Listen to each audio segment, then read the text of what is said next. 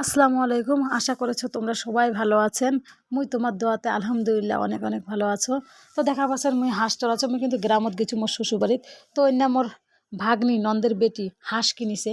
তো হাঁসগুলা বেলে চোরাই নিবার ভাবে, ছোট ছোট বাচ্চা তো চোরাই বেলে নিবার ভাবে ওগুলো সেগুলো মুই জানো না, কারণ মুই কোনোদিন থাকো নাই তো অতটা গ্রামের অতটা কিছু জানো না।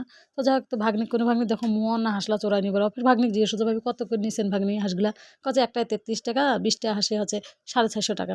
তো এম করে নি বেড়াচ্ছ, পানিত বলে নামা যাবে না, ছোটো বাচ্চা মরে যাবে, 8 দিন পর নামবা কইছে। তো এম করে খিলি নি বেড়াচ্ছে, এক না করে ধান টান এটা ওইটা কুড়ি কুড়ি খাচ্ছে। তারপর এম করে পিটাইতে পিটাইতে একবার বাড়িতে নিয়ে ভাগ্নি করছে এই এলাকা এখন খিলবা হবে খুদি। তো করছো তাহলে দে খুদিগুলো মুহিয়ে খিলাও।